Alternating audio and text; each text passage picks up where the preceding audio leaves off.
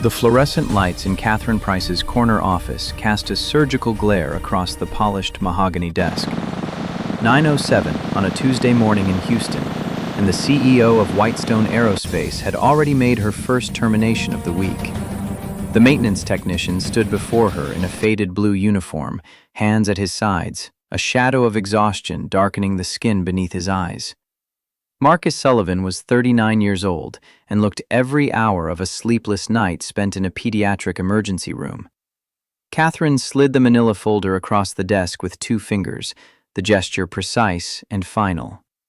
Her voice carried the temperature of polished steel. "You are late, Mr. Sullivan. 7 minutes past your shift start. This company operates on precision, not sentiment. Your emergency, whatever it was, has no bearing on our contract obligations to the Department of Defense."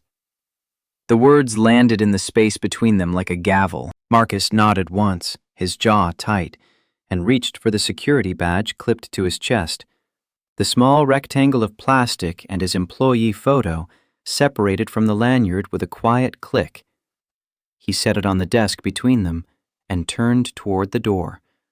Behind him, 12 other technicians and supervisors stood frozen in the administrative bullpen, their eyes trained on computer screens and inventory sheets, unwilling to witness what they couldn't prevent.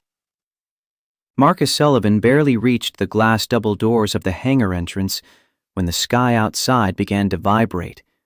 The sound started low, a bass rumble that climbed into a shrieking roar. Concrete trembled beneath boot soles. Loose papers on desks lifted and swirled.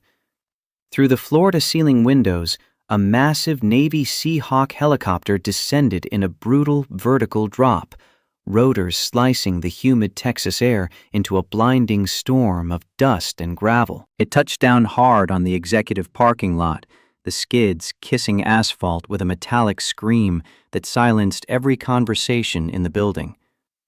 The side door of the Seahawk slid open before the rotors began to spool down. A man in crisp Navy fatigues dropped to the tarmac and sprinted toward the hangar, his boots pounding a rhythm of absolute urgency. Lieutenant Commander Ryan Hayes moved like a missile locked on target, ignoring the Whitestone security guards who scrambled toward him with radios pressed to their mouths and confusion written across their faces. Catherine Price stood in the doorway, one hand still gripping the frame, her mind struggling to reconcile the impossible scene unfolding 30 yards away. The rotor wash hit her like a physical wall, whipping her tailored blazer against her ribs. She stepped forward, rebuilding her composure from the ground up, and raised her voice against the fading thunder of the helicopter. "Commander, this is private property. You cannot land military aircraft here without clearance. I demand an explanation for this intrusion and the name of whoever authorized it." Hayes stopped 3 feet from her. He was 45, broad-shouldered, with the kind of presence that came from 2 decades of high-stakes decisions made in fractions of seconds. He produced a laminated card from his breast pocket and held it up for exactly 2 seconds. Long enough for her to see the Department of Defense seal and the words "Priority Authority" before letting it drop back into place. His eyes never left the crowd of faces behind her. "Ma'am, I'm Lieutenant Commander Ryan Hayes, U.S. Navy Search and Rescue Coordination.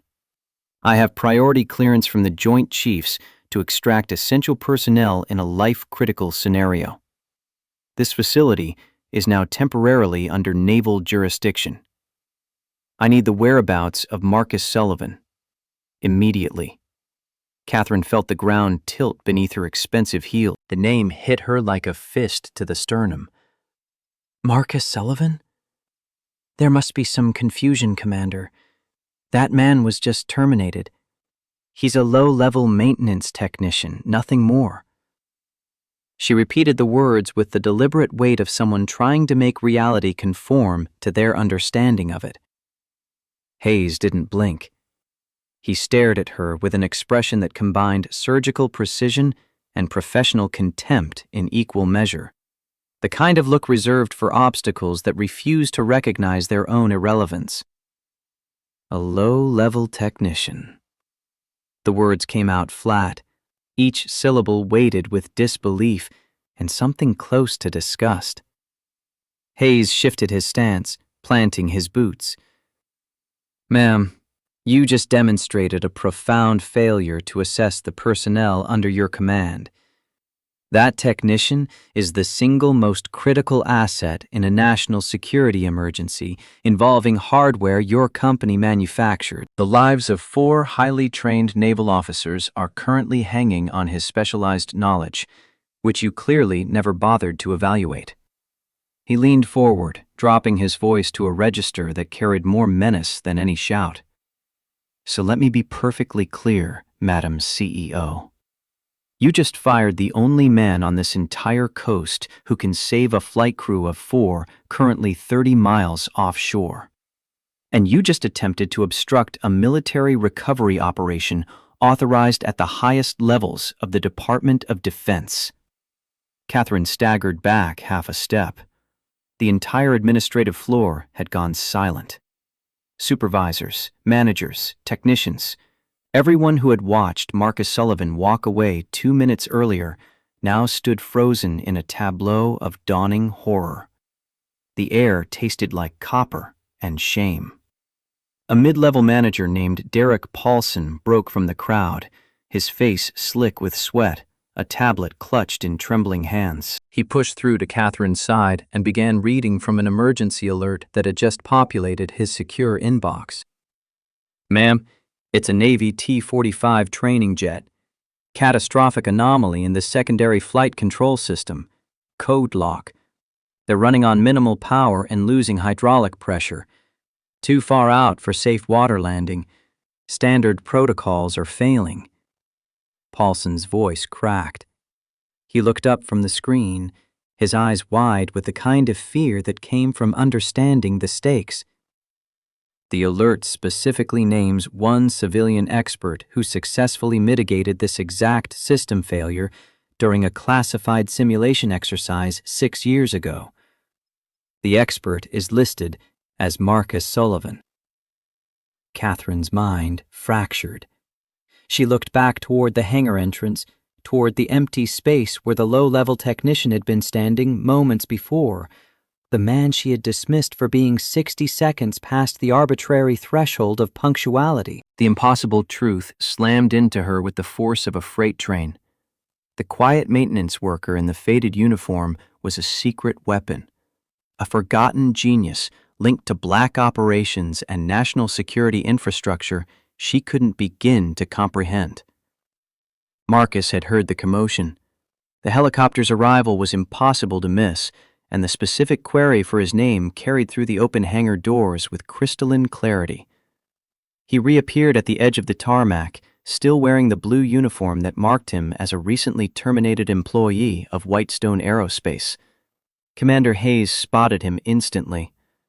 The Navy officer executed a sharp salute, the kind rendered between peers who recognized each other's capability across the divide of rank and circumstance. Marcus Sullivan, by pure instinct, returned the gesture.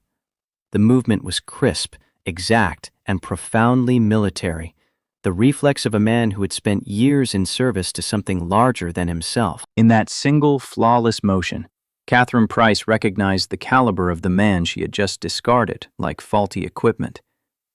Hayes dropped the formality and closed the distance between them. Mr. Sullivan, you know the protocol. They're losing the secondary loop. Can you work the mitigation remotely from the aircraft? Marcus ignored Catherine. He ignored the stunned crowd of his former colleagues. He ignored the news cameras that were already swarming the perimeter fence, drawn by the spectacle of a military helicopter landing at a civilian defense contractor. His focus had already traveled 300 miles out over the Gulf of Mexico, into the cramped cockpit of a dying aircraft where 4 men fought against physics and failing systems. His only question came out calm, precise, and entirely professional. Are there confirmed injuries? Negative, Hayes replied, his tone shifting to match Marcus's controlled urgency. But they're approaching critical parameters, sir, experiencing wild control surface oscillations. Fuel is limited. We're out of time. Marcus nodded. He didn't ask for his job back. He didn't request a security badge or an apology or permission to re-enter the building he'd been escorted out of 2 minutes prior. He simply moved with a sudden, devastating efficiency that belonged to an entirely different world than the one Catherine Price inhabited. Hayes threw open the Seahawk's side door. Marcus tossed his worn backpack onto the tarmac and climbed into the helicopter, the blue maintenance uniform a strange contrast against the gray military steel surrounding him. The rotors began to spin up again, the sound building from a whine into a deafening roar that drowned out every other noise on the flight line. Catherine could only stand there, pale and shaken, as the man she had fired was claimed by the United States Navy to save lives she hadn't known were at risk. The helicopter lifted off in a tornado of dust and noise, banking hard to the southeast. She stood on the ground, holding Marcus Sullivan's discarded employee badge, the plastic rectangle still warm from his body heat, and felt the foundation of her understanding crack apart beneath her feet. Marcus Sullivan had not always been invisible. The erasure of his past had been intentional, a deliberate act of survival in the aftermath of a tragedy that had reshaped every priority in his life. 5 years ago, he had been Chief Warrant Officer 4, Marcus Sullivan, lead systems engineer for Pacific Fleet Aviation, the man the Navy called when aircraft systems failed in ways that defied standard diagnostic protocols. He had designed the troubleshooting software that governed carrier-based aviation maintenance across 3 fleets. His security clearance had been higher than most officers who outranked him by 3 pay grades. Then Rebecca had gotten sick. The cancer had come fast and vicious, a stage 4 diagnosis that turned their modest home in San Diego into a battlefield of medical appointments and insurance claim denials. Marcus had taken emergency leave, then extended leave, then burned through every hour of saved time he had accumulated over 14 years of service. The Navy had offered him a direct commission to lieutenant commander if he would stay on and accept a shore-based administrative role that would keep him stateside. He had refused. Rebecca needed him present, not stationed at a desk shuffling readiness reports while she fought for her life 200 miles away. When she died on an operating table due to complications during emergency surgery, Marcus had been holding her hand. Jake had been 3 years old, too young to understand why his mother wasn't coming home, old enough to feel the absence like a wound that wouldn't close. The boy had inherited Rebecca's thick, dark hair and her habit of asking questions that cut straight to the uncomfortable truth. Marcus had left the Navy 6 weeks after the funeral. He turned down the commission, declined the retention bonuses, and walked away from a career that had defined him since he was 22 years old. The decision had felt less like a choice and more like an amputation, necessary, permanent, and excruciatingly painful. He had needed work that offered stability and flexibility in equal measure. Jake's asthma had manifested a year after Rebecca's death, the attacks severe and unpredictable enough to send them to the emergency room 4 times in the first 18 months. Marcus couldn't take a job that required travel or unpredictable hours. He couldn't risk being unavailable when his son's airway decided to close up in the middle of the night. Whitestone Aerospace had been hiring maintenance technicians for their Houston facility. The pay was modest but steady.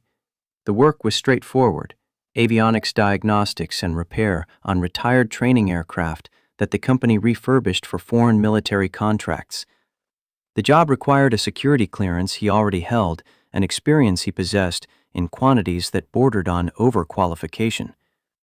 He had listed his Navy service on the application, but hadn't elaborated. The HR department had seen 14 years military experience and honorable discharge and checked the appropriate boxes without digging deeper. Marcus had shown up on his first day, collected his tools and his blue uniform, and disappeared into the background machinery of the company. He fixed what was broken. He kept his head down. He never mentioned that he had designed half the diagnostic systems the company used, or that he could strip and rebuild a flight control computer blindfolded in under 20 minutes. He was simply Marcus Sullivan, badge number 4782, the quiet guy who always left at 3:15 to pick up his kid from school. That morning had started at 4 a.m. with Jake's asthma attack. The boy had woken gasping, his small chest heaving with the effort of pulling air through constricted airways. Marcus had administered the emergency inhaler, counted the seconds, watched his son's lips for signs of cyanosis, and made the call to 911 when the medication didn't bring immediate relief. The ambulance ride had been a blur of flashing lights and paramedic voices calm with professional detachment. 4 hours in the pediatric emergency room, fluorescent lights buzzing overhead while doctors stabilized Jake's breathing and monitored his oxygen saturation. By 7:30, Jake was breathing normally again, his small body exhausted, his eyes heavy with the sedative they'd administered to calm his respiratory system. Mrs. Rodriguez, their neighbor, a retired teacher in her 70s who had known Rebecca and had adopted Marcus and Jake as her unofficial family, had arrived to sit with the boy so Marcus could make it to work. He had tried to file the emergency leave request through Whitestone's new digital system, but the interface required 3 levels of managerial approval before it would process. The request sat in a queue, awaiting sign-off from a mid-level supervisor too terrified of Catherine Price's new efficiency metrics to approve anything without checking inventory logs first. Marcus had driven to the Whitestone facility knowing he would be late. He had weighed the consequences, a written warning, maybe a demerit on his record, against the impossibility of leaving his 8-year-old son alone in a hospital. The math had been simple. Jake came first. The job would have to accommodate or it wouldn't, and Marcus would find something else. He had arrived at 9:07, 7 minutes past the start of his shift, and walked directly into Catherine Price's decision to make an example of him in front of a dozen witnesses. Catherine Price had not intended to become the villain of her own story. She had spent 20 years climbing a ladder built from brutal competitiveness and strategic ruthlessness, and she had paid for every rung with pieces of herself she could never reclaim. The divorce 3 years ago had been the capstone on a marriage that had disintegrated under the weight of her ambition. Her ex-husband, a venture capitalist who made his living betting on biotech startups, had called her cold, obsessive, and incapable of prioritizing human connection over quarterly earnings. The words had stung because they were partially true. Whitestone's board of directors had hired her 6 months ago with a singular mandate: fix the bleeding. The company had been hemorrhaging money on cost overruns and delayed contracts, its reputation for reliability tarnished by quality control failures that had cost them 2 major Defense Department deals. Catherine had been brought in to cut fat, tighten processes, and restore shareholder confidence. She had done exactly that. The new leave request system was one of her initiatives. It required employees to submit emergency absences through a digital portal that routed approvals through 3 levels of management, each step documented and time-stamped to prevent abuse. The system was designed to catch the workers who called in sick to extend 3-day weekends, not to handle genuine medical emergencies. But Catherine hadn't built exceptions into the workflow. Exceptions created loopholes. Loopholes created inefficiency. Inefficiency was the enemy. She had seen Marcus Sullivan's name on the late arrival log that morning and had made a snap decision. Firing him publicly would send a message to the entire workforce. The new standards were non-negotiable. No one was exempt. It had seemed like good management at the time, the kind of tough decision that separated effective leaders from those too soft to enforce accountability. Now, standing on the tarmac, watching a Navy helicopter disappear into the southern sky, Catherine felt the foundations of that certainty crumble. She had terminated a decorated military engineer for being late to a shift because his son had nearly suffocated in the middle of the night. She had done it without asking a single question about the circumstances, without reviewing his personnel file beyond the surface-level data that confirmed his attendance record, without considering that there might be more to Marcus Sullivan than a badge number and a time clock entry. She turned and walked back into the building, ignoring the stares of the employees who had witnessed the entire exchange. Her heels clicked against the polished concrete floor of the administrative wing. She reached her office and locked the door behind her, then sat down at her desk and pulled up Marcus Sullivan's complete personnel file on her computer. The document that loaded onto her screen was not the profile of a low-level maintenance technician. Chief Warrant Officer 4, Marcus Sullivan, Lead Systems Engineer, Pacific Fleet Aviation, 14 years of service, commendations for technical innovation in diagnostic software architecture, direct contributor to the development of fly-by-wire control systems for carrier-based aircraft, including the T-45 Goshawk trainer currently used by the Navy for advanced jet pilot instruction. Recipient of the Navy and Marine Corps Medal, a non-combat decoration for heroism, awarded for technical decisions made during a high-risk aerial rescue operation in the Persian Gulf. Catherine scrolled down. The file included a promotion offer, a direct commission to lieutenant commander, contingent on his agreement to accept a shore-based assignment at Naval Air Systems Command in Patuxent River, Maryland. Marcus had declined. The discharge paperwork cited personal circumstances requiring immediate family care as the reason for separation. No details, no elaboration, just a bureaucratic phrase that concealed an entire universe of pain. She kept reading. Marcus's technical expertise wasn't limited to diagnostics. He had been instrumental in identifying a critical flaw in the secondary flight control system of the T-45 during the aircraft's initial integration testing.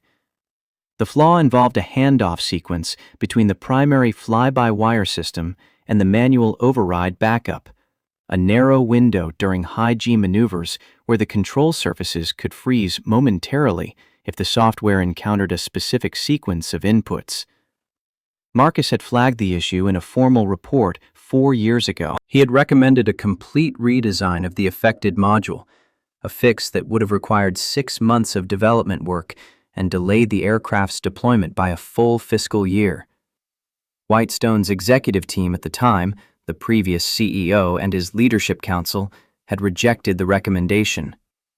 They had been 3 months away from delivering the contract and collecting a substantial performance bonus tied to on-time completion. Instead of redesigning the module, they had implemented a software patch that masked the error by rerouting the diagnostic alert into a dummy variable. The system appeared to function correctly during controlled testing, but the underlying flaw remained embedded in the code like a ticking bomb.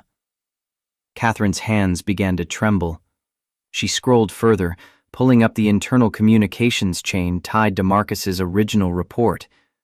The emails were clinical and devastating. Marcus had escalated the issue twice, providing detailed simulations that demonstrated the failure mode under real-world stress conditions. The response from the program director had been terse. Cost-benefit analysis does not support delay. Implement workaround and document for post-delivery review. The post-delivery review had never happened. The documentation had been buried in a server archive. The T-45 aircraft equipped with the flawed modules had been delivered to the Navy and integrated into the training fleet. And Marcus Sullivan, the engineer who had tried to prevent the disaster, had left the company 6 months later to work as a low-level technician fixing avionics on airframes that would never leave the ground. Catherine closed the file and sat in silence. The implications crashed over her in waves. If the aircraft currently in distress over the Gulf of Mexico went down, it wouldn't be an accident. It would be corporate negligence bordering on manslaughter. Whitestone had knowingly delivered defective systems to the military, systems that Marcus had warned them about in writing, and they had silenced his concerns with a $50 patch and a threat to his career advancement. And she, Catherine Price, had just fired the one man who knew how to fix it. Her phone began to ring. The caller ID showed the Whitestone board chairman's direct line. She let it go to voicemail. Another call came in immediately, this one from the company's general counsel.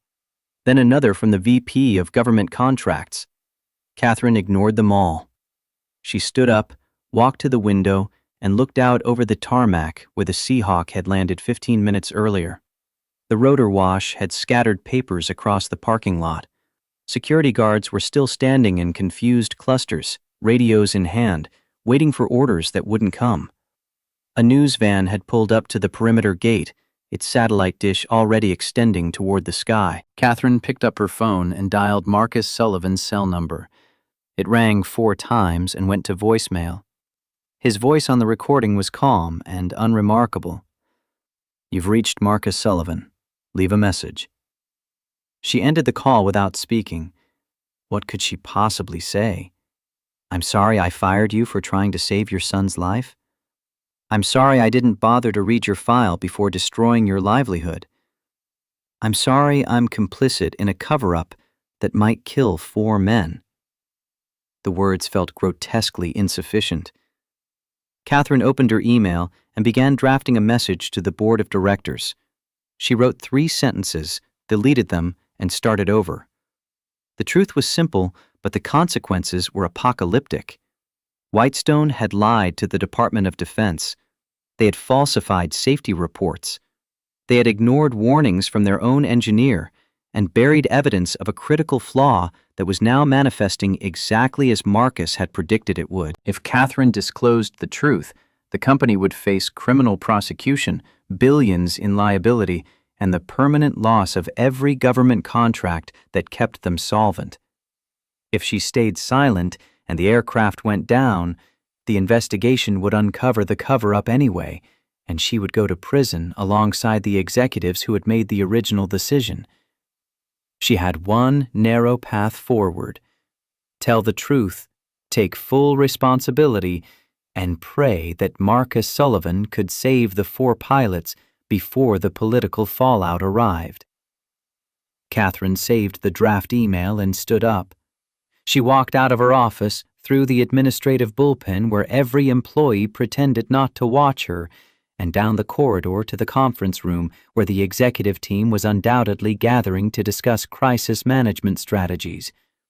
She pushed open the door without knocking. 8 senior leaders sat around the table. CFO Thomas Brennan, COO David Park, General Counsel Margaret Keene, and 5 VPS responsible for everything from government relations to supply chain logistics. They all turned to look at her. Brennan spoke first, his voice tight with barely controlled panic.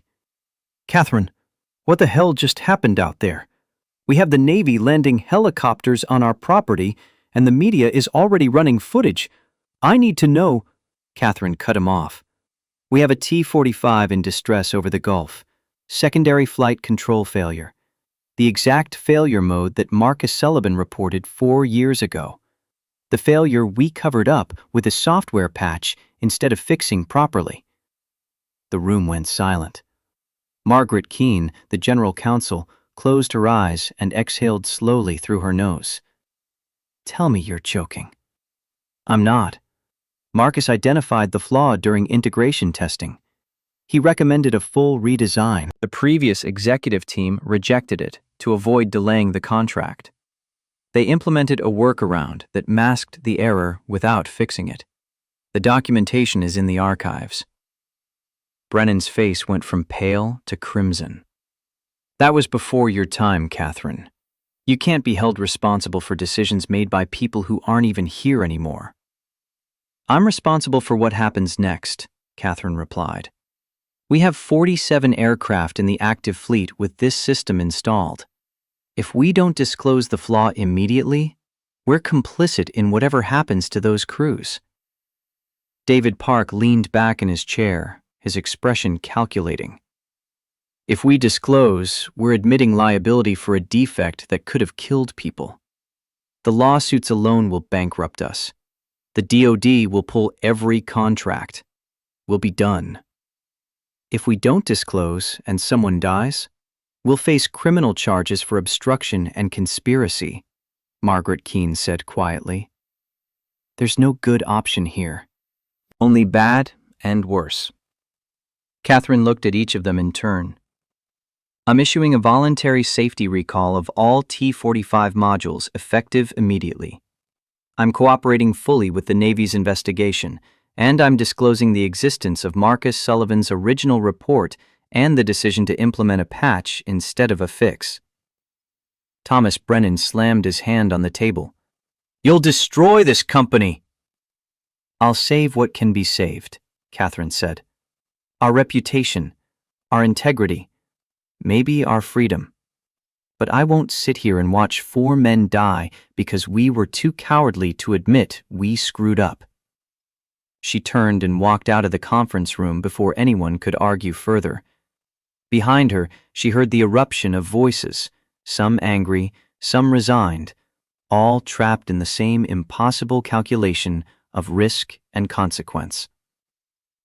Catherine returned to her office and opened her laptop. She pulled up the legal compliance portal and began drafting the formal disclosure notice that would go to the Department of Defense, the Federal Aviation Administration, and the Naval Air Systems Command. The document outlined the history of Marcus Sullivan's original report, the decision to implement a workaround, and the current emergency situation that had exposed the flaw's continued existence in the fleet. She wrote carefully, precisely, knowing that every word would be scrutinized by prosecutors and plaintiffs' attorneys. When she finished, she attached Marcus's original technical report and the email chain showing the executive team's decision to override his recommendation. Then she clicked send. The email disappeared into the ether. Catherine sat back in her chair and felt the weight of what she had just done settle onto her shoulders like a yoke. In the next 72 hours, Whitestone's stock price would collapse. Shareholders would file suit. The board would likely move to remove her. The DoD would launch a formal investigation that could result in criminal charges for the executives who had made the original decision to cover up the flaw. But 4 pilots might live. And Marcus Sullivan, the man she had fired for being 7 minutes late, would be the one who saved them. Catherine picked up her phone and tried his number again. This time it didn't even ring. The call went straight to voicemail. Marcus was already in the air, already focused on the only thing that mattered, bringing those men home. She ended the call and whispered to the empty office, I'm sorry, Marcus, for all of it. The words felt hollow. Apologies didn't undo damage. They didn't restore trust or repair the consequences of casual cruelty. But they were all she had. Catherine stood and walked to the window one more time. The sky to the southeast was clear and blue, empty of helicopters. Somewhere out there, over the dark water of the Gulf, Marcus Sullivan was doing what he had always done, solving impossible problems under impossible pressure, because someone's life depended on it. And she, Catherine Price, was left to confront the wreckage of her own certainty. The Seahawk's cabin smelled of hydraulic fluid and salt air. Marcus strapped into the jump seat and pulled the Navy-issue headset over his ears, fingers moving through the familiar ritual without conscious thought. Commander Hayes handed him a ruggedized laptop already displaying telemetry data from the T-45, the numbers scrolling in real time across a black screen edged with crimson warning indicators. Marcus's eyes tracked the cascade of failing parameters with the cold precision of a surgeon reading vitals during a code blue. The jet was dying.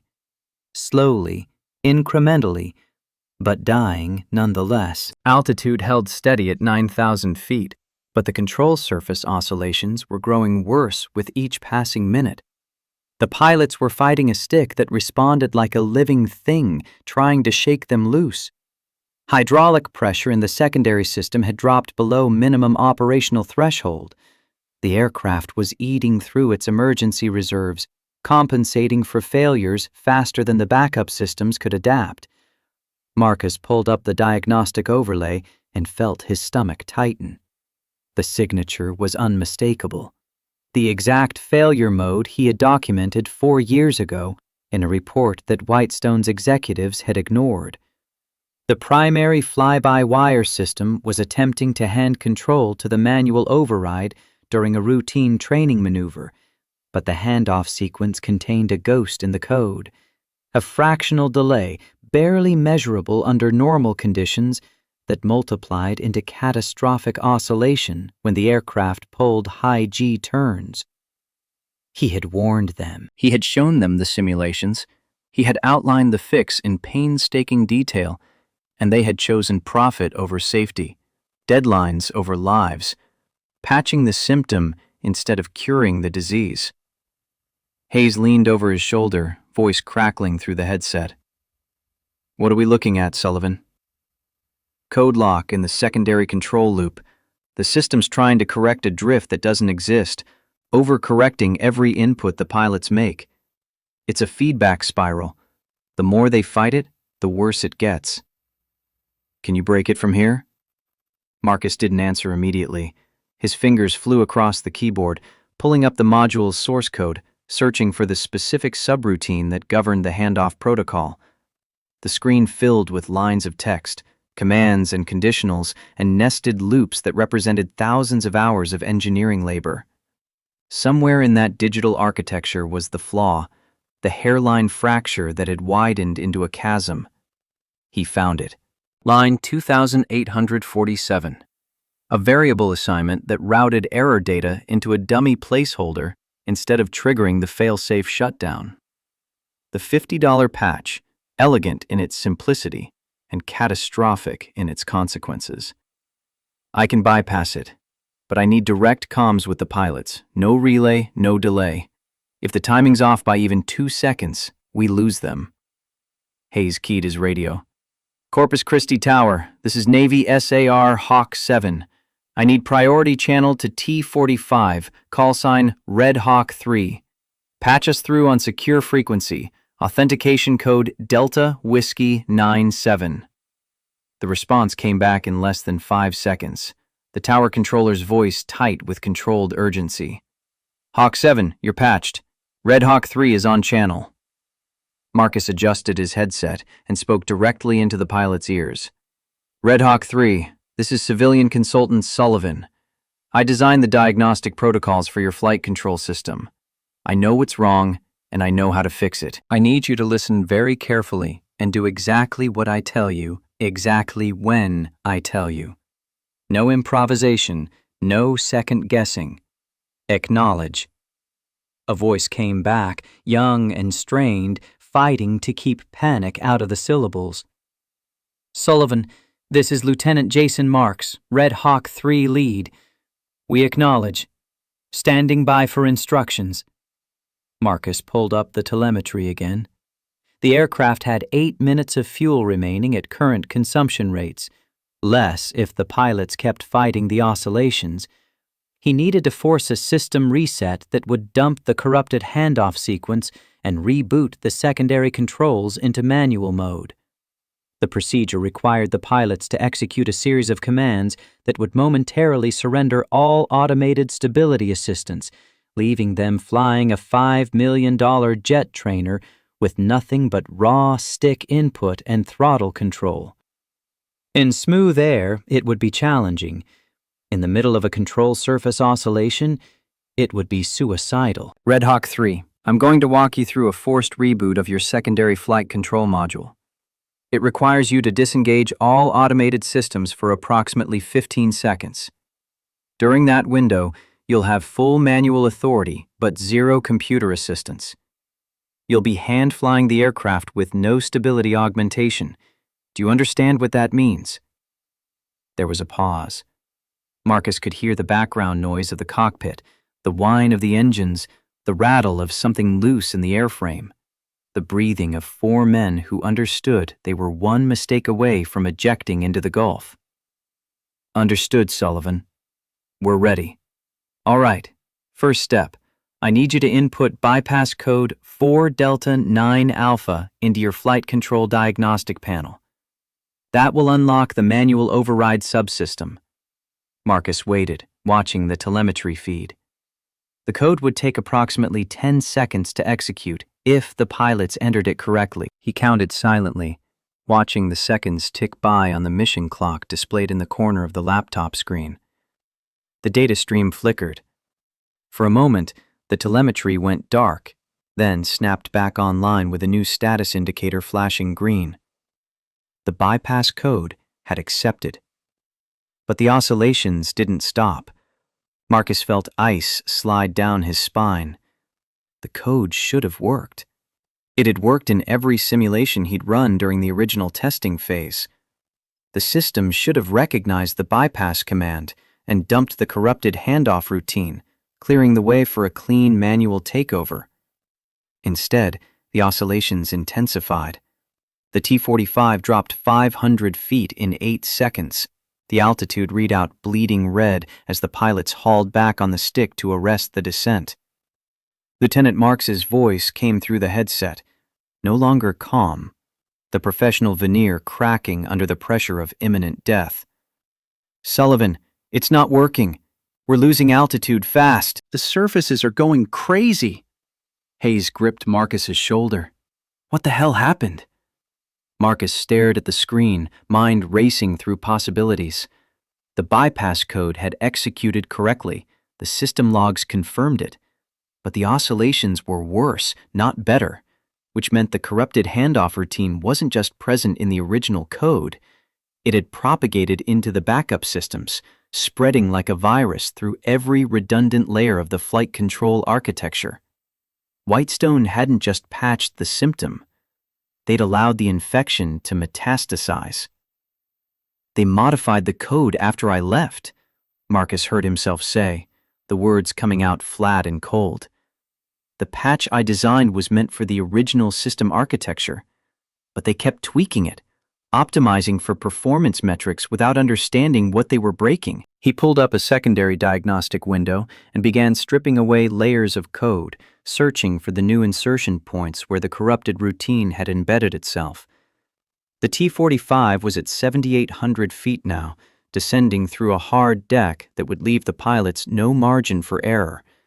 They had maybe 90 seconds before the decision tree collapsed to a single option: eject and pray the rescue swimmers reached them before hypothermia set in. Marcus found the secondary corruption buried 3 levels deep in a subroutine that governed emergency throttle response. Some engineer following orders to squeeze another 0.5% of efficiency out of the system, had duplicated the handoff logic and tied it to the engine management protocol. The fix wasn't as simple as a bypass code anymore. It required a complete manual override of both flight controls and propulsion systems simultaneously. "Red Hawk 3, listen to me. The system's more compromised than I thought. We need to do this differently. I need you to abort the previous sequence and stand by for new instructions." Marks came back immediately, his voice fraying at the edges. "We're at 7,000 feet and dropping. We don't have time for new instructions." "You have exactly enough time if you execute perfectly. Trust me." Marcus glanced at Hayes. The commander's face was stone, but his eyes carried the weight of 4 lives hanging on the competence of a civilian consultant he'd met 10 minutes ago. "Red Hawk 3, I need you to manually disengage your throttle control linkage. There's a red T-handle under the left side of your instrument panel. Pull it straight out until you feel it lock. That will decouple the engines from the automated power management system. Sullivan, if we pull that handle, we lose all automated engine response. We'll be controlling thrust manually during a control surface failure." "I know. Do it anyway. You have 5 seconds." The telemetry feed showed engine power fluctuating wildly as the pilots wrestled with the decision. Then the power curve flattened into a steady line.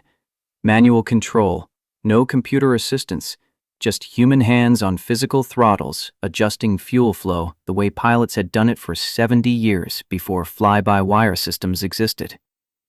Handle is pulled. We're manual on engines. Good. Now input this sequence into your flight control panel.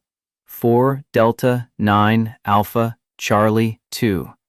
The Charlie 2 suffix will force a hard reset on both primary and secondary control loops simultaneously. You'll lose all flight control for approximately 3 seconds during the reboot. When the system comes back online, you'll have full manual authority. But during those 3 seconds, the aircraft will do whatever physics tells it to do. You need to be wings level, nose slightly up, and holding steady altitude when you execute. Do you understand? Silence. Marcus could hear the pilots conferring in clipped, urgent tones. He couldn't make out the words, but he understood the subtext.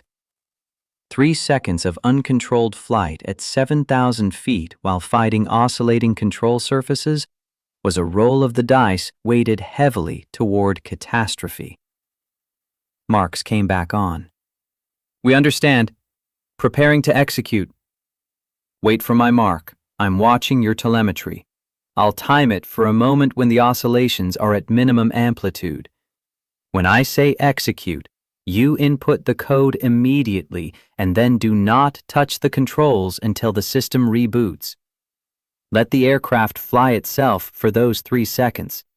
If you try to correct manually, you'll induce a spin. Marcus watched the oscillation pattern, waiting for the trough between peaks. The control surfaces were swinging through a sine wave of chaos, but there was a rhythm to it, a predictable frequency buried in the noise. He counted the intervals, timing the cycle, waiting for the optimal window. 5 seconds. 4. 3. Execute now. The telemetry feed went dark. For 3 seconds that stretched into subjective hours, Marcus stared at a blank screen while his imagination filled the void with images of a jet tumbling out of the sky, control surfaces locked in random positions, 4 men reaching for ejection handles. Then the data snapped back. Green lights cascaded across the diagnostic panel. Control surface position indicators showed neutral, hydraulic pressure stabilized, engine parameter steady, altitude holding at 6,800 feet. Lieutenant Marks's voice came through the headset, shaking but functional. We have control. Repeat, we have full control. Surfaces responding normally. Jesus Christ, Sullivan. That was close. Hayes exhaled hard, the sound somewhere between relief and residual adrenaline. Marcus allowed himself a single moment of stillness before speaking again. Red Hawk 3, you're not clear yet. Your fuel state is critical. How much do you have left? A pause while the pilots checked their gauges. We're showing 4 minutes at current consumption, maybe less. Corpus Christi is your nearest suitable airfield. Distance? Approximately 6 minutes at best speed. The math was simple and unforgiving. The T-45 would run dry before reaching the runway. The pilots would have 2 options: ditch in the Gulf and hope the water landing didn't kill them, or push for the airfield and risk flaming out on final approach with no power for a go-around. Marcus pulled up a navigation overlay on the laptop screen, calculating distances and fuel burn rates. There was a narrow window. If the pilots climbed to optimize glide ratio and configured the aircraft for minimum drag, they could stretch the fuel by perhaps 30 seconds. Combined with a precision straight-in approach that eliminated any maneuvering, they might make it to the runway threshold with fumes in the tanks. Might. Red Hawk 3, I need you to climb to 10,000 feet immediately and configure for max endurance cruise. Retract speed brakes, set flaps to 0, and pull your throttles back to minimum sustainable power. You're going to fly a high-altitude, low-drag profile for as long as possible, then glide the last 2 miles if you have to. Sullivan, if we flame out short of the field, then you glide it in dead stick. The T-45 has a glide ratio of about 12 to 1. From 10,000 feet, you can cover 20 miles with no engines. Corpus Christi is 6 miles out. The numbers work if you fly it perfectly. Another pause. Marcus could feel the pilots doing their own calculations, weighing the risks of his plan against the certainty of ditching in open water. Roger, climbing to 10,000. Configuring for max endurance. The telemetry showed the T-45 clawing for altitude, trading airspeed for height, building potential energy like a bank account against the moment when the engines quit. Marcus watched the fuel gauge tick down with mechanical indifference. 3 minutes, 2:45, 2:30. Hayes leaned close, voice pitched low so the pilots wouldn't hear. If they flame out at altitude, can they really glide it in? If they're good, if the winds cooperate, if they don't make a single mistake on the approach, that's a lot of ifs. It's what we have. The Seahawk banked southeast, following the T-45's track toward Corpus Christi. Through the helicopter's open door, Marcus could see the coastline appearing on the horizon, a thin brown line separating gray water from pale sky. The weather was deteriorating. Clouds were building in stacked layers, and the wind had picked up, kicking whitecaps across the surface of the Gulf. Not a storm, but enough turbulence to make a dead-stick landing exponentially harder. The T-45 reached 10,000 feet and leveled off. Fuel remaining, 90 seconds. Marcus keyed the radio. Corpus Christi Tower, this is Navy SAR Hawk 7 supporting Red Hawk 3. Be advised, the T-45 is fuel critical and may require emergency dead-stick landing. Request you clear runway 18 and position all crash equipment. The tower controller responded immediately, his professionalism cracking just enough to let urgency bleed through. Hawk 7, runway 18 is clear. Crash crews are standing by. Red Hawk 3 is cleared for straight-in approach, no delay. Winds currently 270 at 18, gusting 25. Marcus relayed the wind information to the pilots. A direct crosswind at nearly 20 knots, gusting higher, enough to push the aircraft off centerline during the final seconds of the approach when precision mattered most. Fuel remaining, 60 seconds. The T-45 began its descent, trading the altitude it had just gained for distance toward the runway. Marcus pulled up the approach chart on the laptop and calculated the optimal glide path. The pilots needed to cross the runway threshold at exactly 200 feet, speed no less than 130 knots, lined up perfectly with the center line. Any deviation, too high, too low, too fast, too slow, would turn the landing into a controlled crash. Fuel remaining, 30 seconds. Red Hawk 3, you're 2 miles from the field. I need you to configure for landing now. Gear down, flaps to full. You're going to feel a lot of drag when the gear extends, so be ready to push the nose down to maintain airspeed. Gear coming down. The telemetry showed the landing gear extending, the additional drag bleeding off 20 knots in the span of 5 seconds. The pilots compensated, lowering the nose, letting gravity do the work that the dying engines could no longer provide. Fuel remaining, 15 seconds. 1 mile, you should have visual on the runway. Visual confirmed, we're lined up. Marcus watched the altitude and airspeed indicators, his mind calculating closure rates and descent angles. The T-45 was dropping through 800 feet, speed holding at 140, sink rate steady at 600 feet per minute. The numbers were good. Not perfect, but good enough. Fuel remaining, 5 seconds. Both engines flamed out simultaneously. The telemetry feed showed fuel pressure dropping to 0, turbine RPM winding down, thrust falling off to nothing. The T-45 became a glider, its fate now governed entirely by the laws of physics and the skill of the pilots. Marcus heard Lieutenant Marks's voice, tight but controlled. "We're dead stick. Committed." The Seahawk circled the airfield at 1,500 feet, close enough for Marcus to see the T-45 through the open door. The jet was a gray speck against the darker gray of the Gulf, growing larger as it descended toward the runway threshold. The landing gear hung beneath the fuselage like the legs of a predatory bird, locked and ready. 500 feet. 400. 3. The wind shear hit at 200 feet, a brutal gust that slammed into the T-45 from the left quarter and shoved it 20 feet right of centerline. Marcus saw the wings dip as the pilots fought to correct, using every ounce of remaining airspeed to wrestle the aircraft back onto the glide path.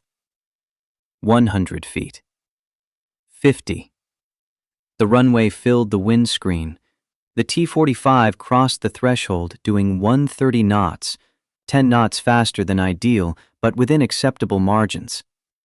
The pilots flared, pulling the nose up, bleeding off speed, letting the main gears settle onto the concrete.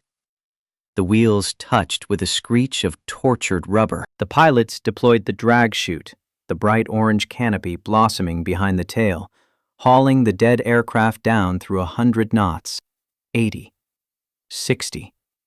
And then the T-45 rolled to a stop 1,500 feet down the runway, surrounded by emergency vehicles that had been chasing it since touchdown. The canopy popped open. 4 men climbed out onto the wing, their movements stiff but purposeful, alive when the mathematics of fuel and distance had suggested they shouldn't be. Hayes clapped Marcus on the shoulder, the gesture heavy with unspoken gratitude. "You brought them home, Sullivan. Outstanding work." Marcus pulled off the headset and set it on the seat beside him. His hands were shaking, delayed reaction, adrenaline draining out of his system now that the crisis had passed. He thought about Jake, still at home with Mrs. Rodriguez, unaware that his father had just spent 40 minutes preventing 4 deaths. The boy would ask questions later, when the story made the evening news, and Marcus would tell him a simplified version that stripped out the terror and focused on the problem-solving. The Seahawk landed at Corpus Christi Naval Air Station 10 minutes later. Marcus climbed out into bright sunlight and heat that hit like a physical wall after the climate-controlled cabin. A ground crew marshal waved them toward a parking spot near the operations building. Marcus walked across the tarmac, boots scuffing on concrete, still warm from the morning sun, toward the 4 pilots who were standing in a cluster near their aircraft, talking with animation born of relief and residual shock. Lieutenant Marks spotted Marcus and broke away from the group. He was 28, lean and sunburned, with the kind of confidence that came from 6 years of flying high-performance jets, tempered by the fresh memory of nearly dying in one. He extended his hand. "Mr. Sullivan, we owe you our lives." That was the finest piece of remote technical support I've ever witnessed. Marcus shook the offered hand. "You did the hard part, Lieutenant. I just gave you the map." "With all respect, sir, that map was the difference between landing and swimming. Or worse." The other 3 pilots approached, a mix of ranks and experience levels, all sharing the same expression of grateful exhaustion. They introduced themselves, thanked him, asked questions about the technical details of the fix. Marcus answered briefly, keeping his explanations accessible, deflecting their gratitude with the ease of someone uncomfortable being the center of attention. A Navy public affairs officer appeared, flanked by 2 civilian reporters who had somehow gained access to the airfield. The questions started immediately, rapid fire and overlapping. "Mr. Sullivan, can you tell us what happened out there? How did you know how to fix the system? Is it true you used to work for Whitestone Aerospace?" Marcus held up a hand, cutting off the cascade of inquiries. "The aircraft experienced a flight control malfunction. The pilots executed a successful emergency landing. That's the story. Everything else is technical detail that doesn't belong in a news report." The public affairs officer, a lieutenant commander with the polished demeanor of someone trained to manage media crises, stepped forward smoothly. Gentlemen, we'll have a formal statement from Naval Air Systems Command within the hour. For now, I need to ask you to respect operational security and allow the crew to debrief. The reporters withdrew reluctantly, still shouting questions that Marcus ignored. He turned back to Lieutenant Marks. I need to make a phone call. Can you point me towards somewhere quiet? Marks gestured toward the operations building. Second floor, conference room C. Should be empty this time of day. Marcus thanked him and walked toward the building, fishing his phone from his pocket. The screen showed 14 missed calls, 3 from Mrs. Rodriguez, 5 from numbers he didn't recognize, and 6 from Catherine Price. He ignored all of them and dialed Mrs. Rodriguez first.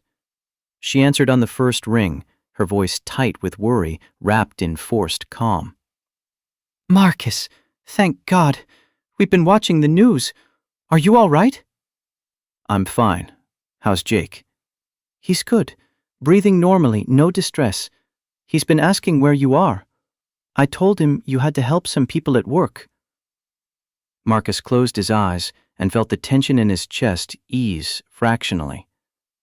I'll be home in a few hours. Tell him I'm sorry I couldn't call sooner. He understands, Marcus. He's a smart boy. He knows you're doing important work. They spoke for another minute, Miss Rodriguez filling him in on the mundane details of Jake's morning, breakfast, medication, cartoons on the television. The normalcy of it felt surreal after the intensity of the rescue. Marcus thanked her, promised to be home before dinner, and ended the call. Then he stared at the 6 missed calls from Catherine Price. His first instinct was to delete them without listening to the voicemails. She had fired him. Whatever she wanted now was irrelevant to his immediate concerns. But curiosity won out over resentment. He tapped the voicemail icon and held the phone to his ear. Catherine's voice came through, controlled, but carrying an undercurrent of something that might have been shame. Marcus, this is Catherine Price. I need to speak with you about what happened this morning. Please call me back as soon as possible. The second message was more direct. Marcus, I've disclosed the software flaw to the Department of Defense. I sent them your original report and the documentation showing that Whitestone ignored your recommendations. I need you to know that I'm taking full responsibility for the company's failure to act. Please call me. The third message was shorter, quieter. I'm sorry. For all of it. Marcus deleted the voicemails and pocketed the phone. Catherine's apology, sincere or otherwise, didn't change the mathematics of his situation. He was unemployed. He had a son with chronic medical needs and no health insurance. Whitestone's disclosure to the DoD meant there would be an investigation, lawsuits, probably criminal charges for the executives who had buried his report 4 years ago. Marcus would be called to testify, dragged through depositions and court appearances, his expertise weaponized in service of legal battles he wanted no part of. He had done his job. He had saved 4 lives. Now he needed to go home and figure out how to keep the electricity on and Jake's medication stocked while he searched for a new employer willing to hire a 39-year-old ex-Navy engineer with no recent references. A knock on the conference room door interrupted his thoughts. Commander Hayes stood in the doorway, his expression serious. Sullivan, got a minute? Marcus nodded. Hayes entered and closed the door behind him. I just got off the phone with Rear Admiral Sandra Chen at Naval Air Systems Command. She's overseeing the investigation into the T-45 fleet. She wants to meet with you. When? Tomorrow morning. Pentagon. She's flying in from Patuxent River tonight. Marcus felt exhaustion settling into his bones like sediment. I'm not sure I'm the right person for that conversation, Commander. I left the Navy 5 years ago. My clearance is probably expired. Your clearance was never revoked. just set to inactive status. And Admiral Chen specifically asked for you by name. She's read your original report on the flight control flaw. She wants your technical expertise for the investigation. What about Whitestone? They're going to have their own engineers providing testimony. Hayes' expression hardened.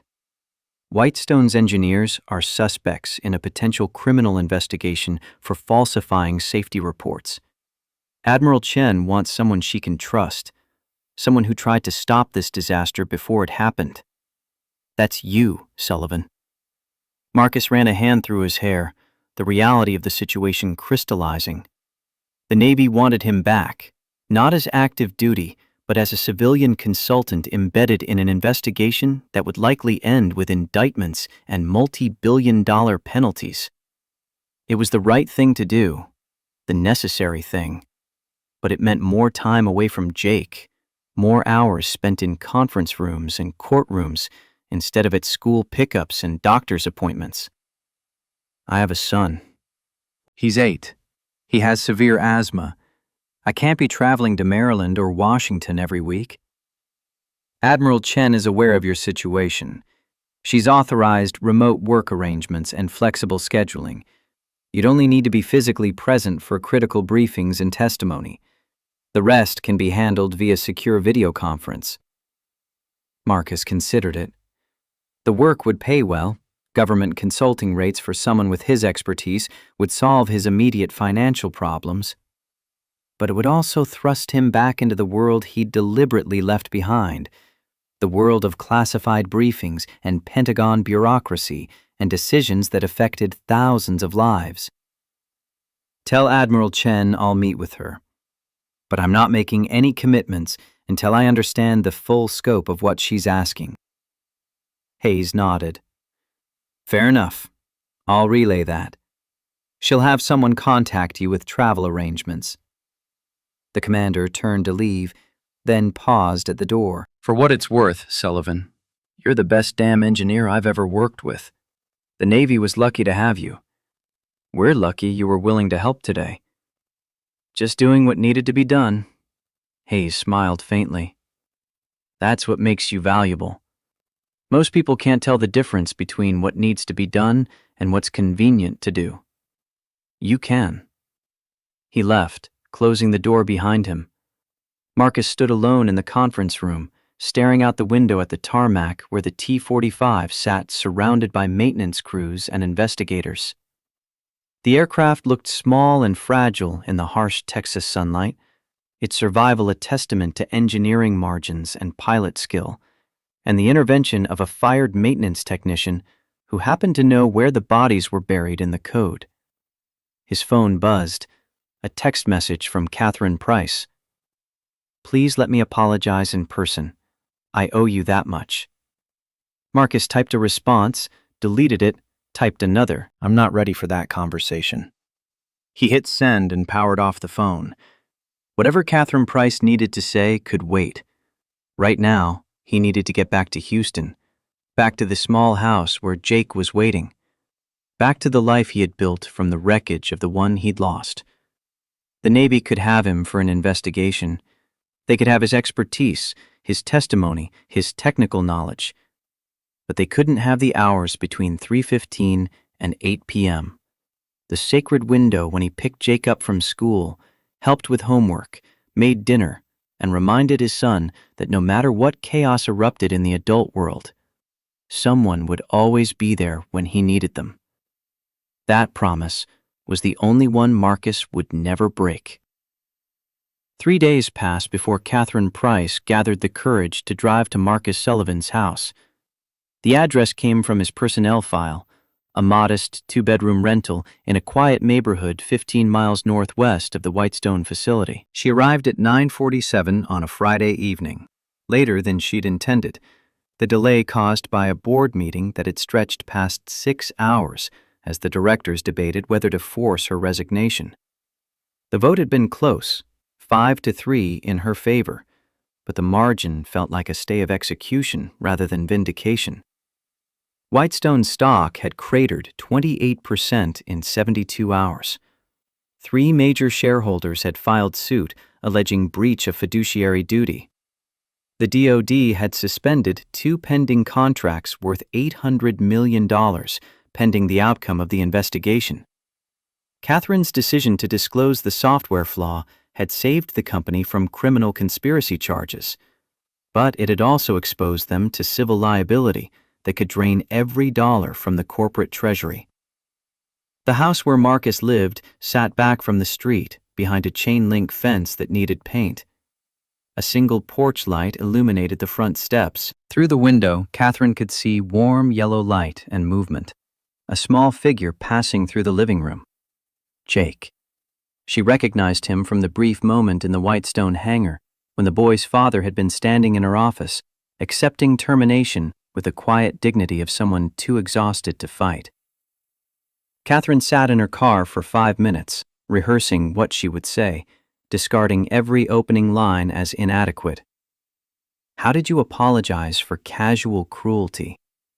How did you ask forgiveness from someone whose life you'd try to destroy because he'd prioritized his child over your deadline? Finally, she forced herself out of the vehicle and walked to the front door.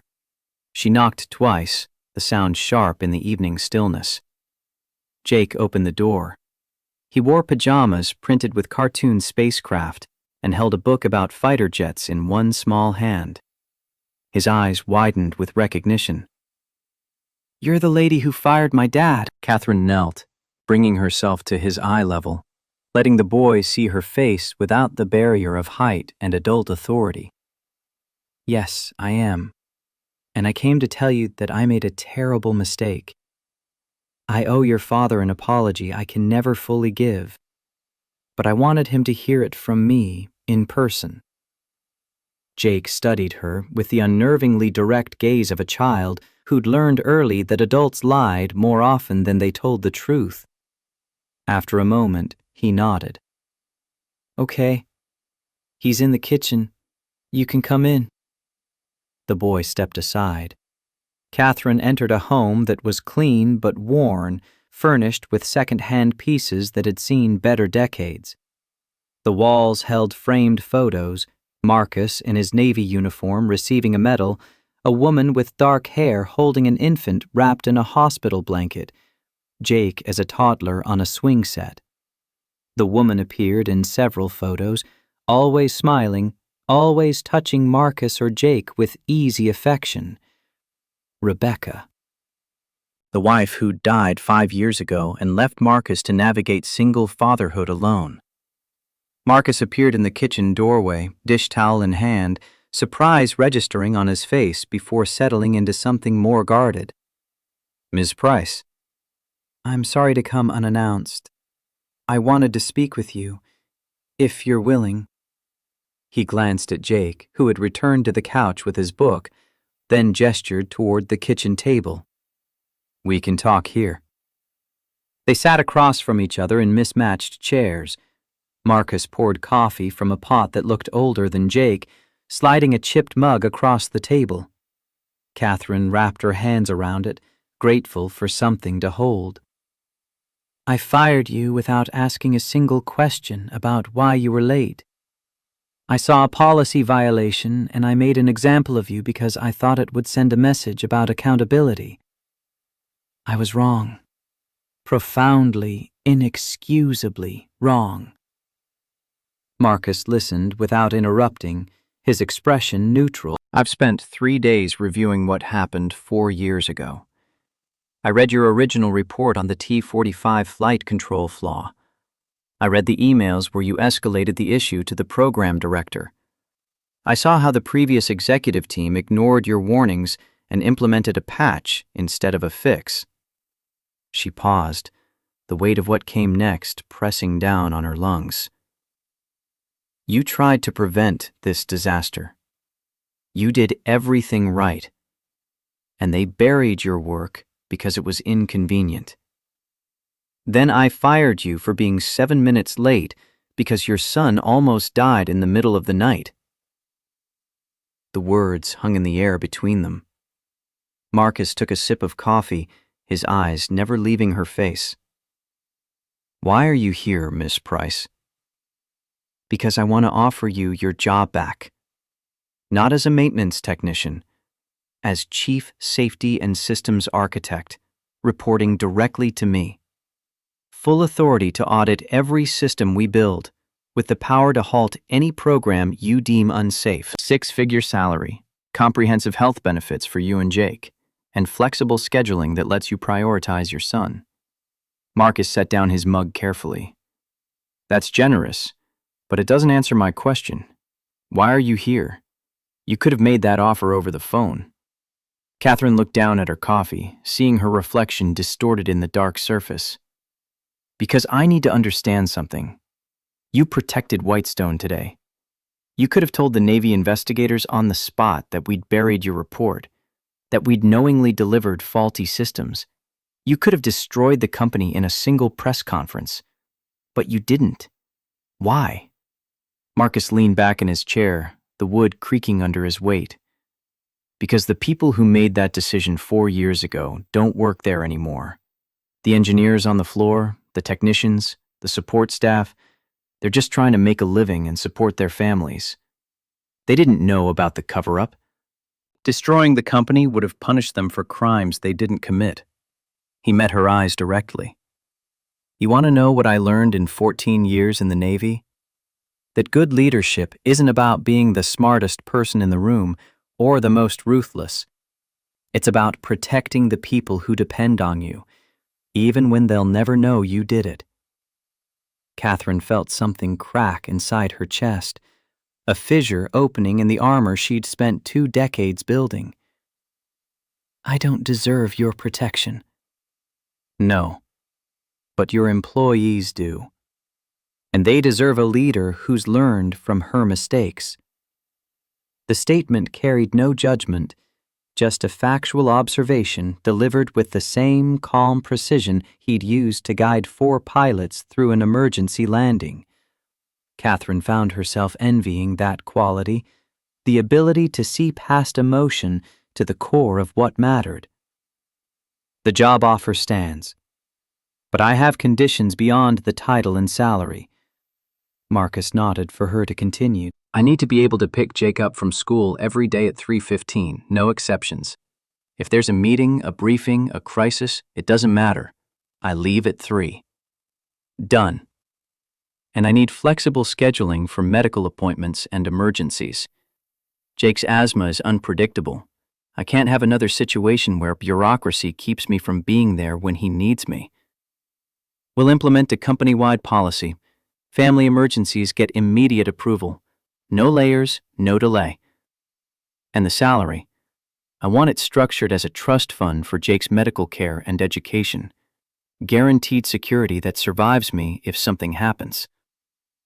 Catherine pulled out her phone and opened a note-taking app, typing as he spoke. Anything else?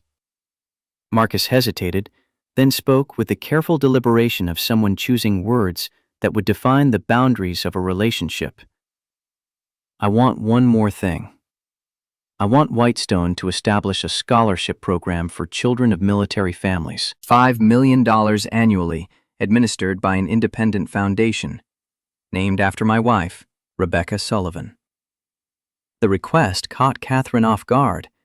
She'd expected salary negotiations, benefit discussions, maybe demands related to his role and authority. Instead, Marcus was asking for something that would help strangers, using his leverage to create a legacy for a woman who'd never know it existed. I'll present it to the board Monday morning. They'll approve it. And I want a mentorship program pairing our engineers with veterans transitioning to civilian work. We hire a minimum of 50 veterans per year, give them real jobs with real career paths, not token positions. Catherine kept typing. Anything else? That's it. If you agree to those terms, I'll come back. She looked up from her phone. I agree to all of it. Can you start Monday? Marcus shook his head. Tuesday. I have a meeting at the Pentagon Monday morning. Admiral Chen wants me to consult on the fleet-wide investigation. The Navy wants you back. As a contractor, not active duty, I'll work with them remotely, testify when needed, but I'm not leaving Houston. Jake needs stability more than I need a uniform. Catherine saved her notes and pocketed the phone. She stood, extending her hand across the table. Marcus rose and shook it, the gesture formal and final. Thank you, Marcus, for the second chance you didn't have to give me. Don't thank me. Earn it. The words were delivered without rancor, but with absolute clarity. Catherine had been granted an opportunity to prove that her transformation was genuine, not performance art designed to salvage her career. The measurement would be in actions, not apologies. She turned to leave, then paused at the kitchen door. One more thing. The board asked me this afternoon if I thought you'd come back. I told them I didn't know, but that if you did, it would mean you believed Whitestone could be better than its worst moments. Was I right? Marcus considered the question, his gaze drifting toward the living room where Jake had fallen asleep on the couch, the book about fighter jets still open on his chest. I believe people can be better than their worst moments. Companies are just collections of people. So yes, you were right.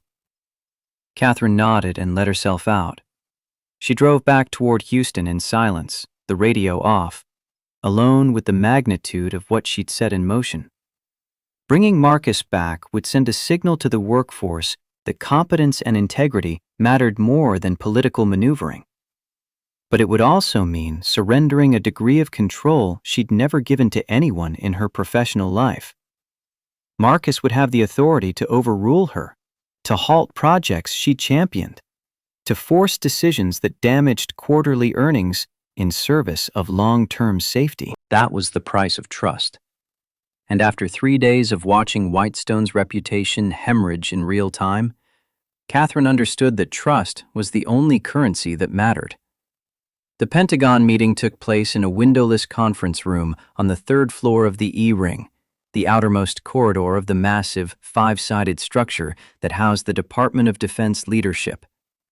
Marcus arrived 30 minutes early, cleared security, and waited in a lobby decorated with black and white photographs of aircraft carriers and strategic bombers.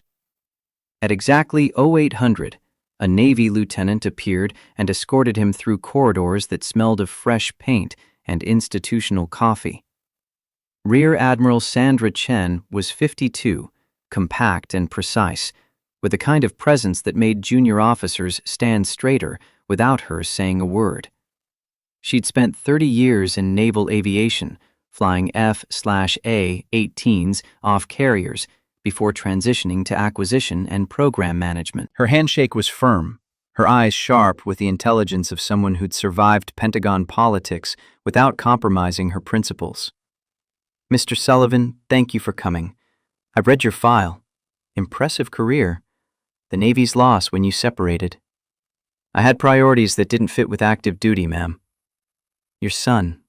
I understand. Take a seat. The conference table seated 12. Only 4 chairs were occupied. Admiral Chen, Marcus, a DoD General Counsel named James Kozlowski, and a woman Chen introduced as Dr. Patricia Vance, lead engineer at Naval Air Systems Command. A stack of classified folders sat in the center of the table, each marked with red cover sheets indicating their security status. Chen opened the meeting without preamble.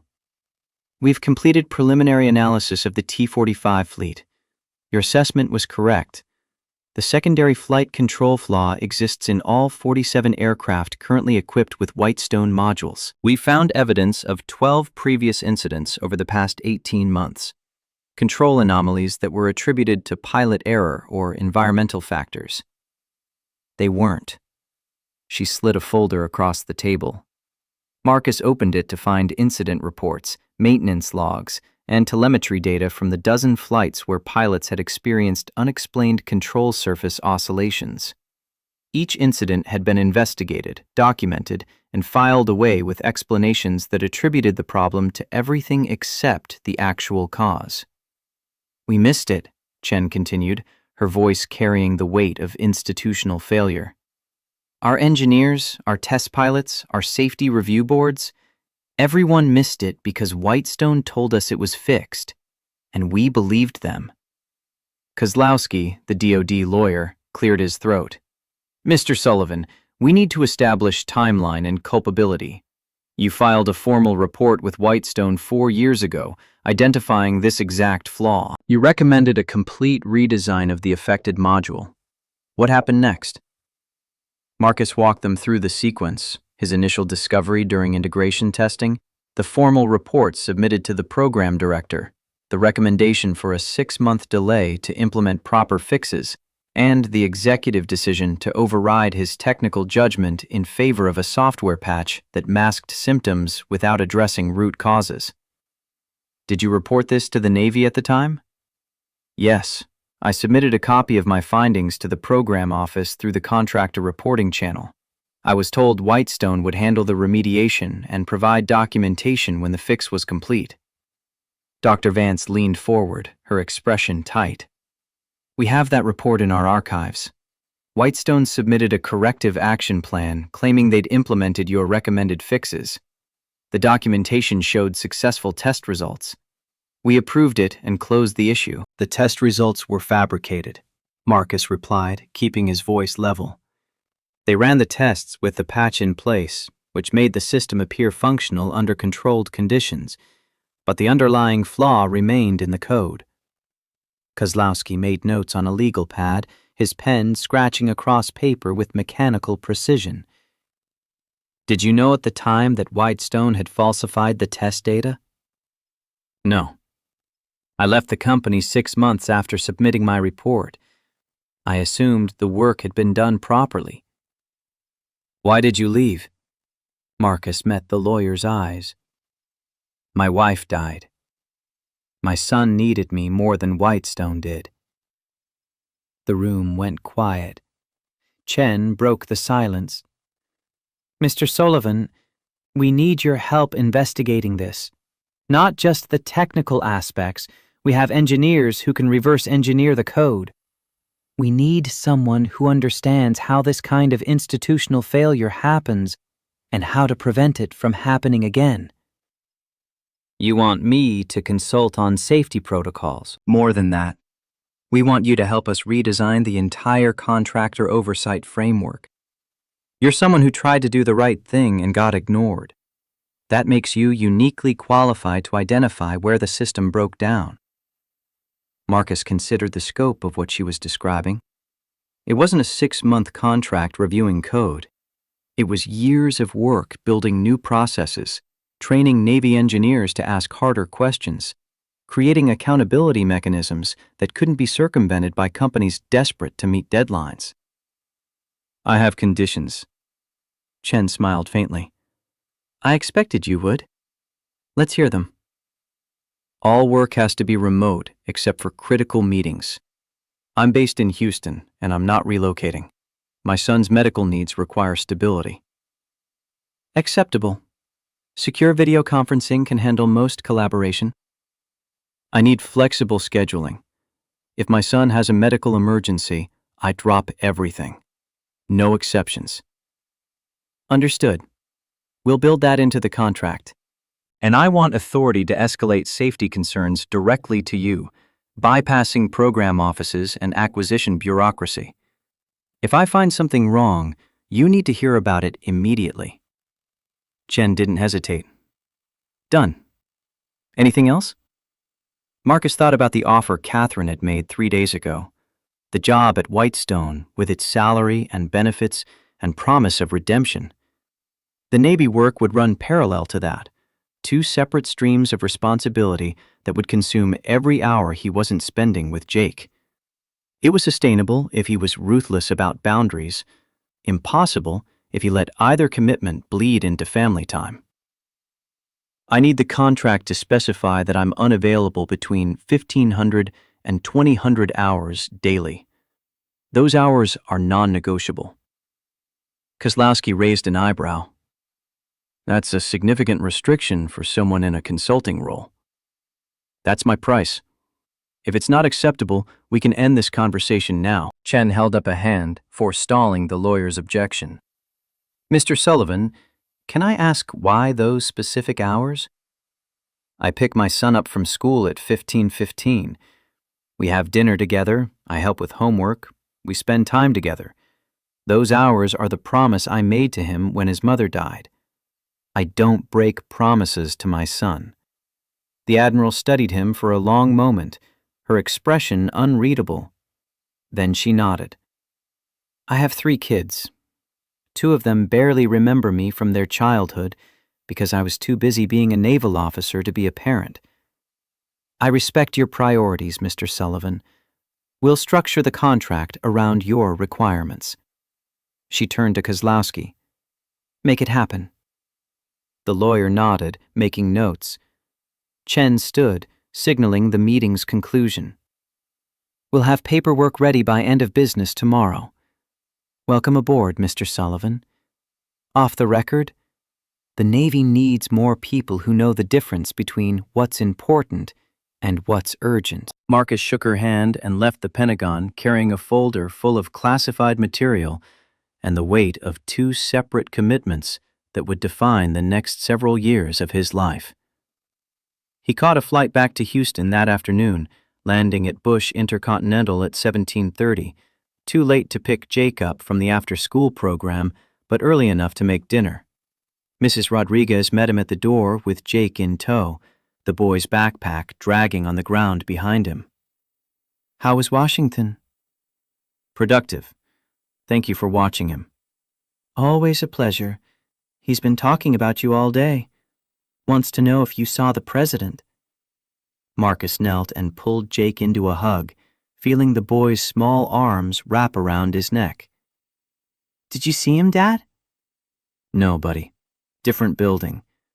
The president works in the White House. I was at the Pentagon. What's the Pentagon? It's where the military plans how to keep people safe. I'm going to help them make sure airplanes work properly. Jake pulled back, his expression serious. Like the airplane you fixed the other day? Exactly like that. Are you going back to being in the Navy? Marcus smoothed his son's hair, the gesture automatic. No, I'm staying here with you. I'm just helping them from Houston. I'll still pick you up from school every day. Relief washed across Jake's face, visible and raw. The boy had lost his mother 5 years ago. The thought of losing daily contact with his father, even to something as abstract as a job, was enough to trigger the primal fear that lived in children who'd experienced loss too young. Promise? Promise. They spent the evening in comfortable routine.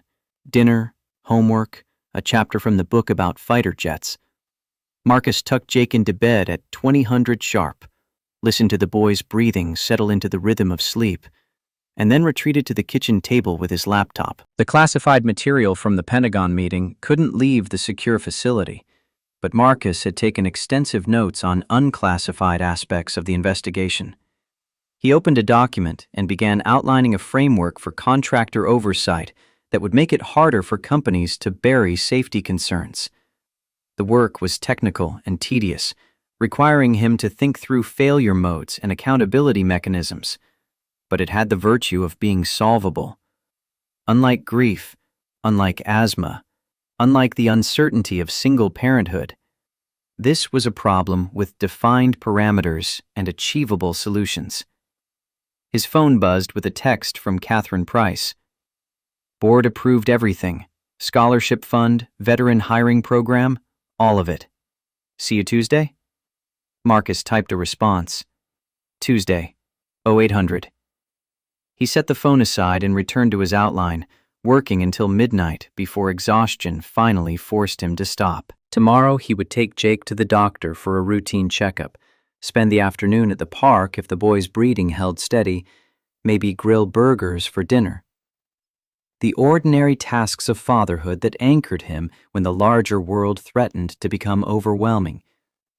Marcus Sullivan had saved 4 lives, exposed corporate corruption, and accepted 2 separate roles that would consume thousands of hours over the next several years.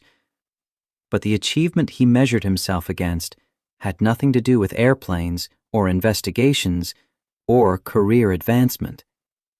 It was simpler and harder. Being present when Jake needed him, keeping promises, choosing love over ambition every single time the choice presented itself. Everything else was just engineering. Tuesday morning arrived with cloudless skies and humidity thick enough to taste.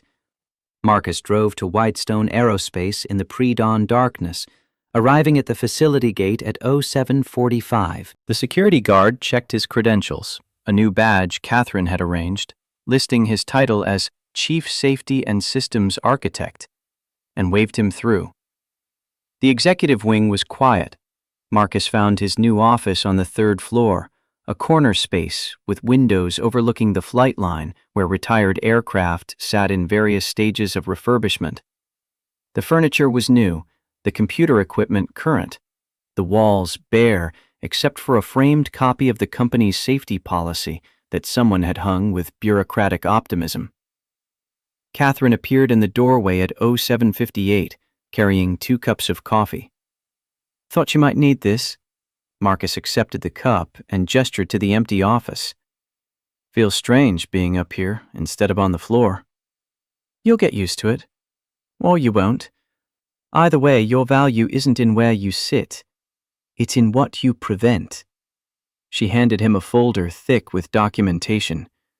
"Complete audit access to every program we're running. Safety review authority over all government contracts. Direct reporting line to me and the board. You're empowered to halt any project if you identify safety concerns. No appeals, no overrides." Marcus flipped through the folder, scanning organizational charts and policy documents. "This is going to make me extremely unpopular with program managers." "Good. Popularity is a luxury we can't afford. I need someone willing to stop disasters before they happen, not someone worried about making friends." She sat in one of the visitor chairs, her posture less rigid than it had been a week ago, some of the armor stripped away by crisis. "The board wants regular updates on your findings, monthly reports, quarterly presentations. They're terrified of another T-45 situation." "They should be. We got lucky this time. 4 pilots who flew perfectly, weather that held, fuel that stretched just far enough. Next time, we might not be lucky." "That's why you're here, to make sure there isn't a next time." Marcus set down the folder. "I'm going to find things you don't want to find. Shortcuts, cost overruns disguised as efficiency measures, testing protocols that look rigorous on paper but miss critical failure modes. When I do, I'm going to report them, even if it costs the company money, even if it damages relationships with clients. Are you prepared for that?" Catherine met his gaze without flinching. "If I wasn't prepared for it, I wouldn't have hired you. Do what needs to be done, Marcus. I'll handle the consequences." She stood to leave, then paused at the door. "One more thing. The scholarship fund launches next month. First class of recipients will be 15 students, children of active duty and veteran families. The foundation wants you to speak at the award ceremony." "Are you willing?" Marcus thought about Rebecca, who'd never meet the students whose education would be funded in her name, who'd never know that her husband had turned personal tragedy into something that would outlive them both. "I'll speak, but keep it brief. I'm not good at public events." "Noted. Ceremony is scheduled for 1500 on the 23rd. That gives you time to pick up Jake first." Catherine left him alone in the office that represented his resurrection from obscurity. Marcus spent the morning reviewing program files, flagging items that required deeper investigation, building a list of engineers he wanted to interview about testing protocols and safety culture.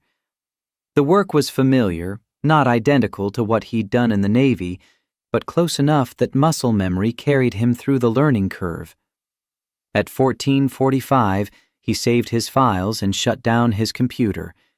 By 1500, he He was in his car, heading toward Jake's school. He arrived at 1512, parked in the pickup lane, and watched the doors for his son's small figure. Jake emerged at 15:15 exactly, backpack bouncing, talking animatedly with another boy about something that involved hand gestures mimicking explosions.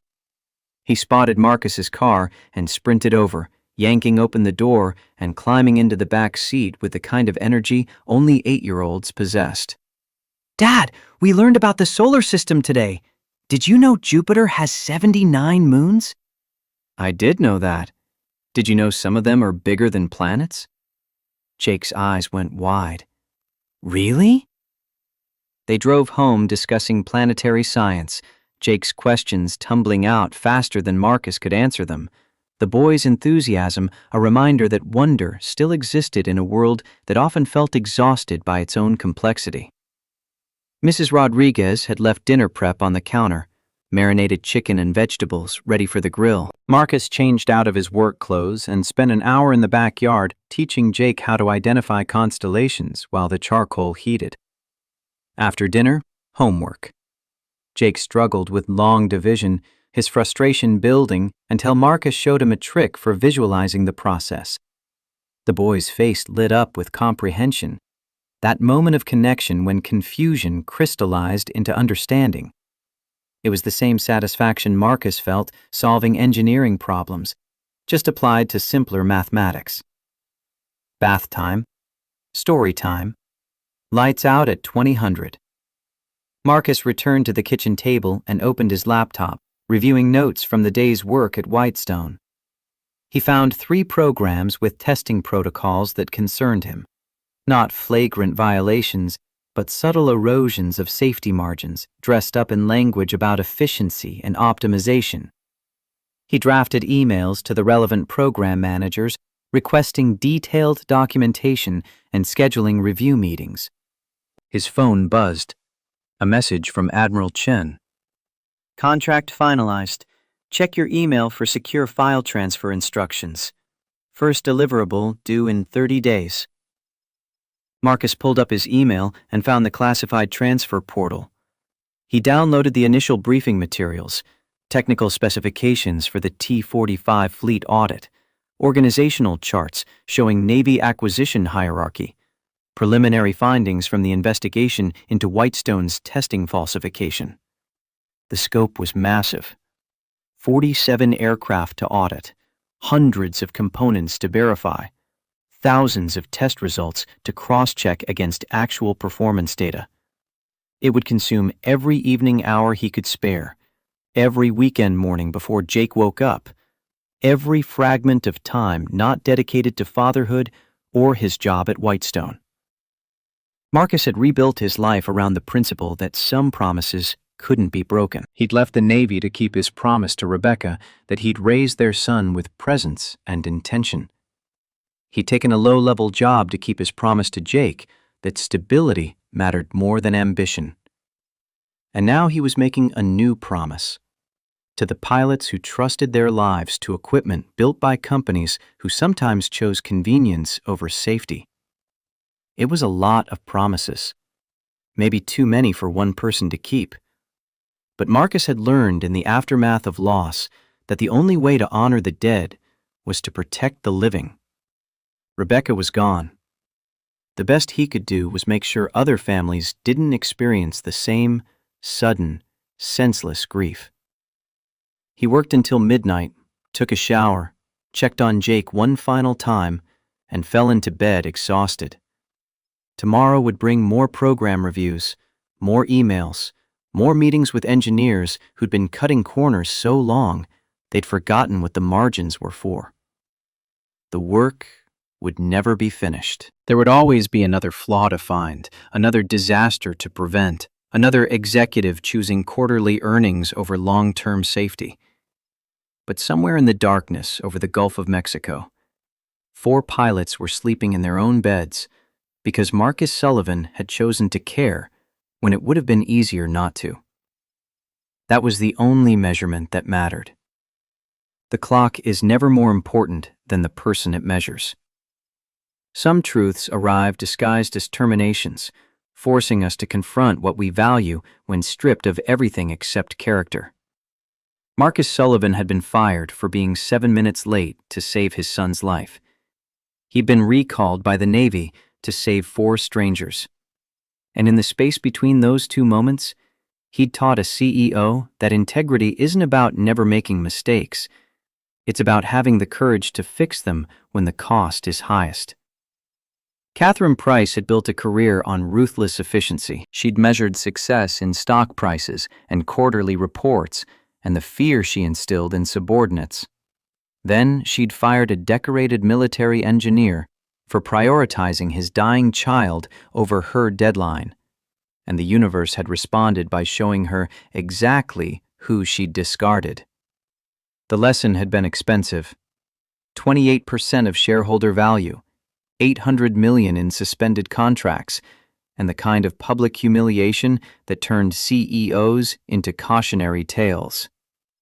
But it had also been necessary, because sometimes the only way to learn what matters is to lose everything that doesn't. Marcus returned to Whitestone not as an employee seeking redemption, but as a standard bearer demanding it from others.